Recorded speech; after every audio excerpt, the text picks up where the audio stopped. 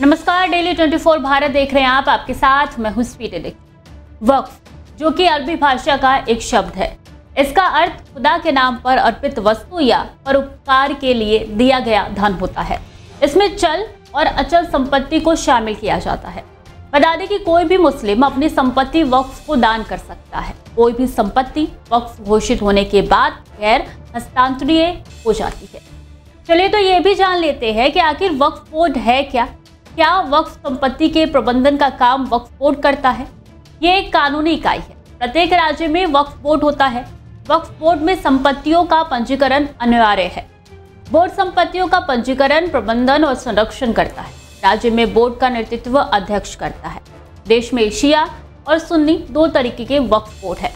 अब हम इसका जिक्र क्यों कर रहे हैं, ये सवाल भी आपके मन में उठ रहा होगा, तो चलिए इससे भी आपको रूबरू करा देते हैं। दरअसल वक्फ विधेयक 2024 में वक्फ अधिनियम 1995 में कई महत्वपूर्ण बदलाव प्रस्तावित किए गए हैं। हाल ही में संयुक्त संसदीय समिति ने इस विधेयक में 14 संशोधनों को मंजूरी दी है। जेपीसी अध्यक्ष जगदम्बिका पाल ने लोकसभा अध्यक्ष ओम बिरला को समिति की रिपोर्ट सौंपी। 655 पन्नों वाली इस रिपोर्ट में सत्ता पक्ष के सांसदों की ओर से दिए गए सुझाव को शामिल किया गया था।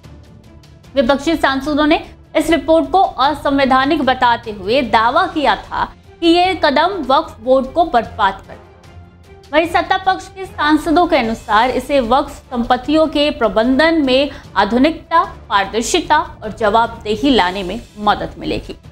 जगदम्बिका पाल की अध्यक्षता वाली समिति के रिपोर्ट को 11 के मुकाबले 15 मतों से मंजूरी दी गई थी। बता दें कि साल 2024 में केंद्रीय अल्पसंख्यक कार्य मंत्री किरण रिजिजू ने लोकसभा में वक्फ विधेयक को पेश किया था। बाद में 8 अगस्त को संयुक्त सदस्यीय समिति के पास विधेयक को भेजा गया था।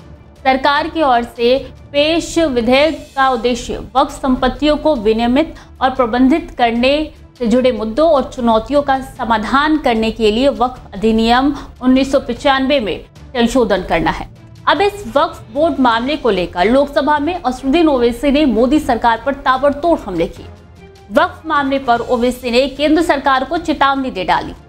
एआईएमआईएम के सांसद असदुद्दीन ओवैसी ने वक्फ विधेयक को लेकर सोमवार को कहा कि यही विधेयक यानी कि जो वक्फ विधेयक है, ये इसके मौजूदा स्वरूप में लाया गया तो देश में सामाजिक अस्थिरता आएगी और पूरा मुस्लिम समुदाय इसे खारिज कर देगा।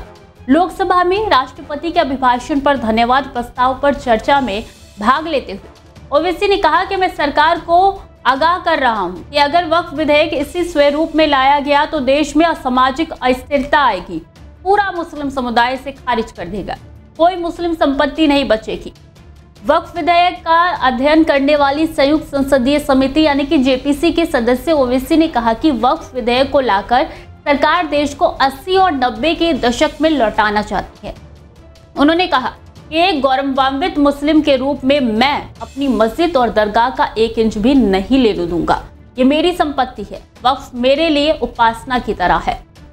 भाजपा सांसद जगदम्बिका पाल की अध्यक्षता वाली जेपीसी ने गत सप्ताह बहुमत से वक्फ विधेयक पर रिपोर्ट को स्वीकार कर लिया था।